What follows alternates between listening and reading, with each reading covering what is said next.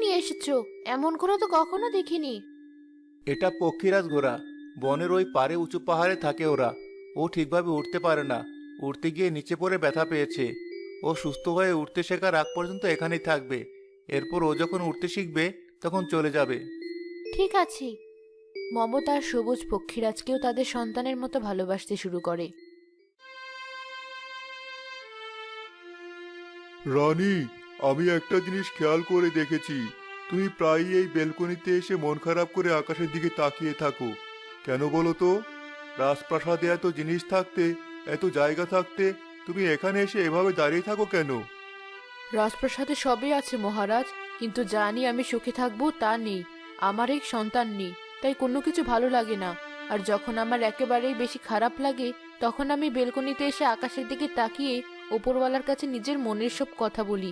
তিনি যেন আমার মনের কষ্ট দূর করেন, সেই প্রার্থনা করি।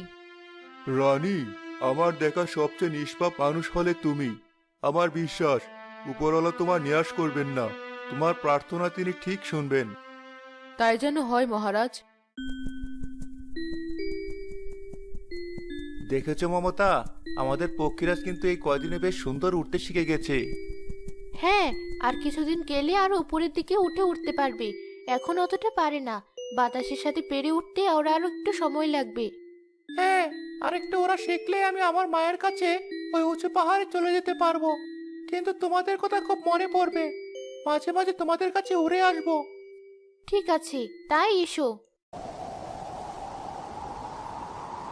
হঠাৎ এমন ভয়ঙ্কর জ্বর শুরু হলো কেন? কিছুই তো বুঝতে পারছি না। মনে হচ্ছে এখনই আমাদের ঘরবাড়ি উড়ে যাবে। গাছপালাও ভাঙতে শুরু করেছি। কি করব এবার? আমিও সেটাই ভাবছি। এই জ্বরের কবল থেকে কি করে বাঁচবো?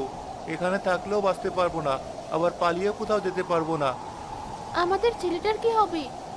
পক্ষীরাজ, তুমি আমার ছেলেটাকে বাঁচাও। ওকে পিঠে নিয়ে তুমি নিরাপদ আশ্রয়স্থলে চলে যাও। কিন্তু আমি কি এই জ্বরের ব্যাগ সামলে ওকে নিয়ে যেতে পারবো? তুমি পারবে, তোমাকে পারতে হবে। দয়া করে আমাদের ছেলেকে তুমি বাঁচাও পক্ষীরাজ। আমি না হয় ওকে নিয়ে চলে যাব, কিন্তু তোমাদের কি হবে? এই ঝড়ে তোমরা বাঁচবে কি করে? আমাদের চিন্তা তোমাকে করতে হবে না। তুমি শুধু আমার ছেলেটাকে বাঁচাও, তাহলেই হবে।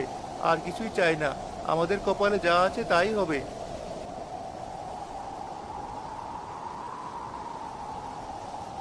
আর দেরি করো না, এবার ওকে নিয়ে চলে যাও।